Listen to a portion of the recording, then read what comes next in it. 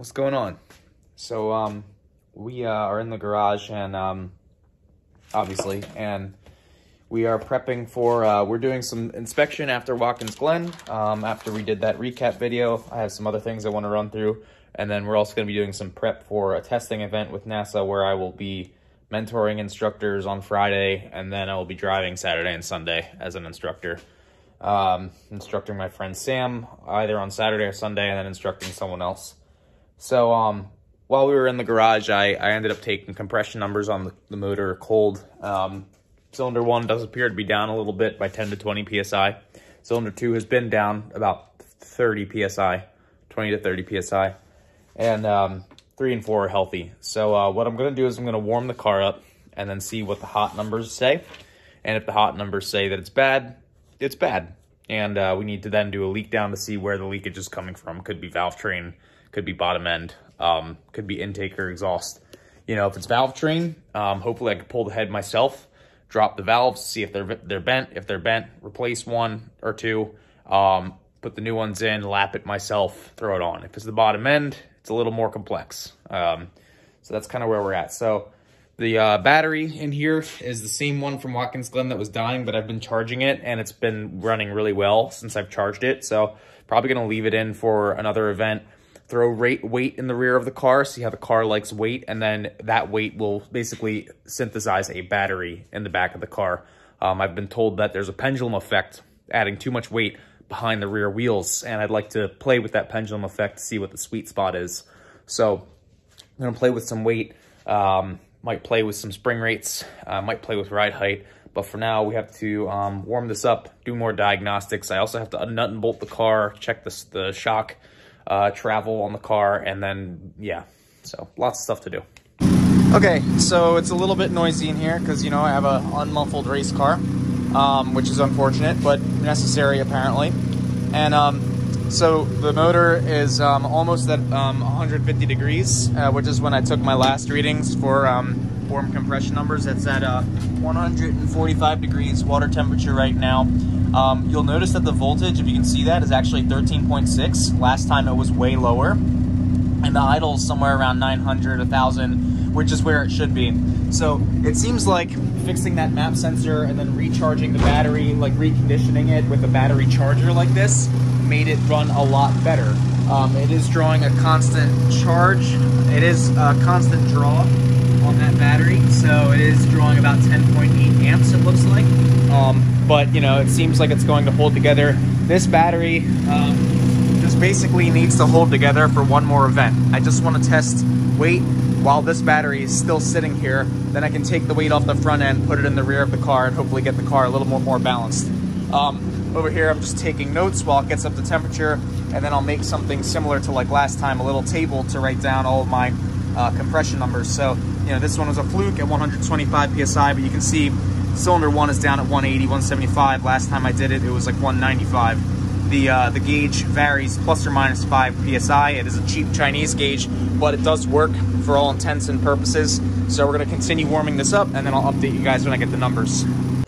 All right, so to the fun stuff, aside from my cigar. So this is a 0.005. We are missing that, so we got to put that back into the stack of feeler gauges. But yeah, the feeler gauges are out, so that's fun. Anyway, we did the hot test, did a couple different methodologies. The first test was with the throttle body closed. Definitely affects the numbers. I never thought it would, but it does.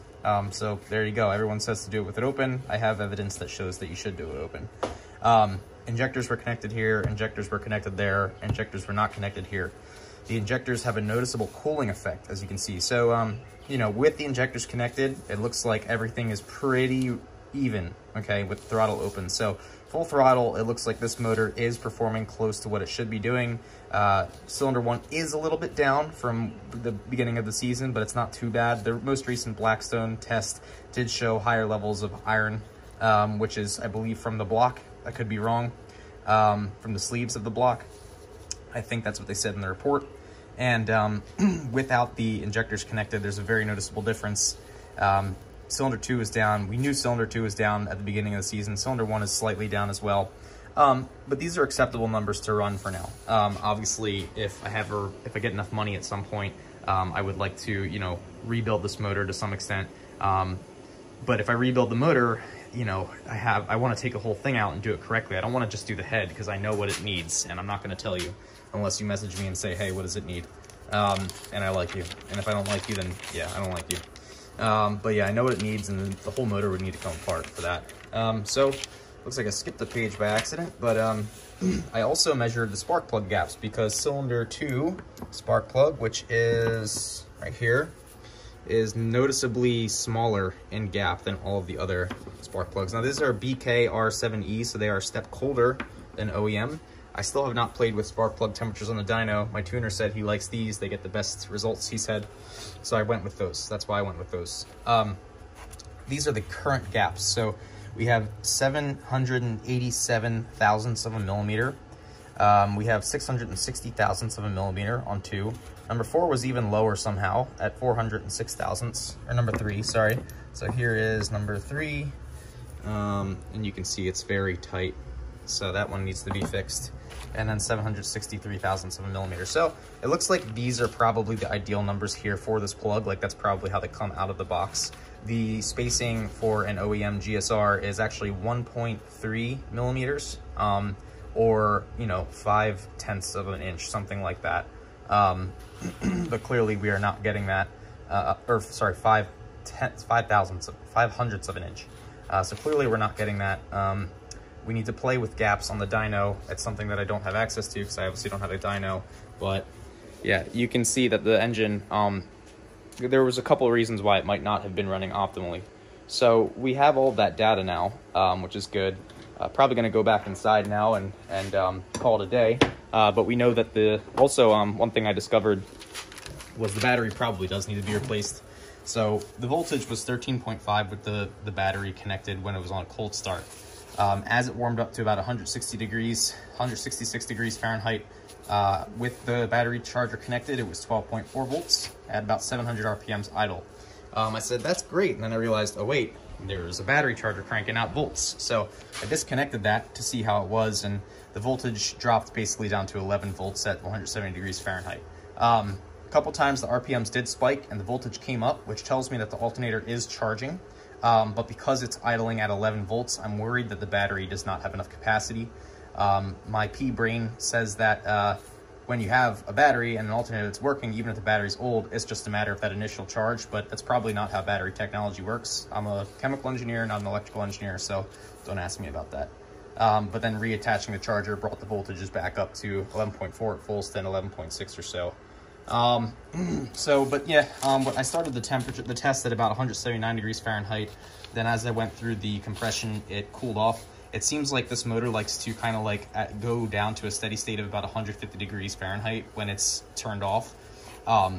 So like running hot, it stays at like 180 or so. Then when you turn it off, it kind of probably like does something like this and then comes down if the graph were showing time. So temperature versus time.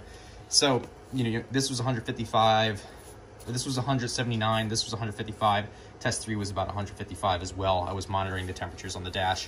But yeah, I mean, the overall consensus is that the mechanical condition of the motor is probably good enough for a whole season, honestly. I would run it like this. I know that a lot of people build motors and they want the motor to be perfect, but for me, I like to focus on the chassis and the suspension of the car. I also like to focus on the drivability and the reliability of the car. It's more important to me. So yeah, I might have, you know, a dump tube that runs out the back of the car and it might be loud as heck, but I try to set the car up around reliability primarily. Hopefully we're not burning these, we are not. So yeah, so the motor is currently open to atmosphere. I'm probably gonna spray some WD-40 in there or some penetrating grease to let it just sit for a little bit. And then while that sits, we'll figure out what we want to do with these plugs. I also cleaned them.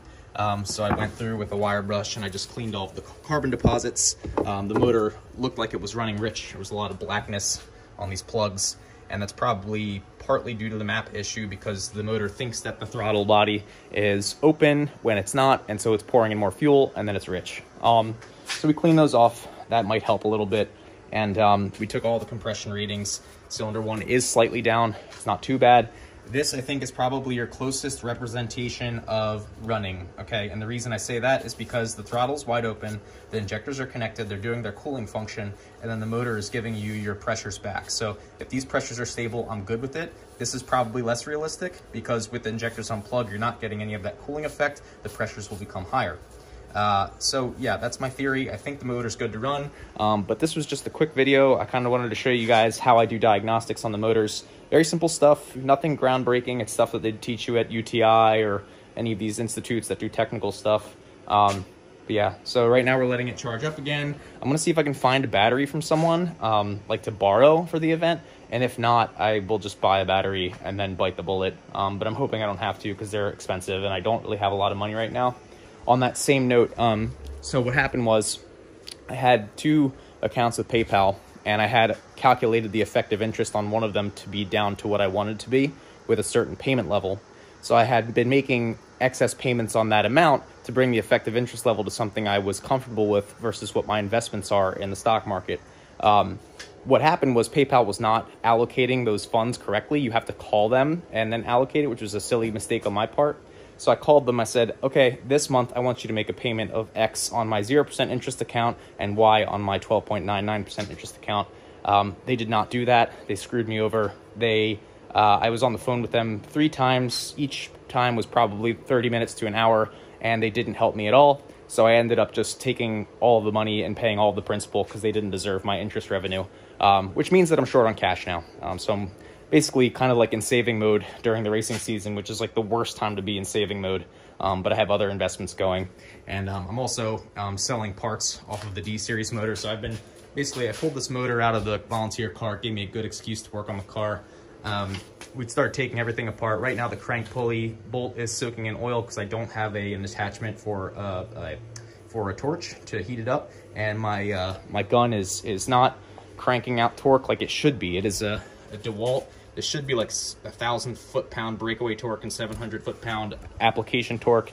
It's not getting anywhere near there because I think if it were, it would break that bolt off right away. So either the batteries are old or the gun needs servicing, which sucks. So we're letting that soak. But in the meantime, we have all these parts accumulated. I put them on eBay, trying to recoup some of my cost from the racing program and, you know, picking that car up and stuff. Nothing is at a profit, of course. It's not a business, but you know, we're trying to do the best we can on a budget. When I say budget, I don't say that I'm running the crappiest car in the world. I don't say I'm running all eBay parts. I used to do that. What I'm saying is, you know what you need to go fast. You spend on what you need to go fast. And if you're low on money, you figure out how to make that money back. And you short on where else you can. That's why I'm still running this catch can. That's why I'm still running that old battery. That's why I bought this intake used. It's all a game. So probably gonna go inside. Appreciate you guys watching, and you know, leave a like and comment, and share this with your friends.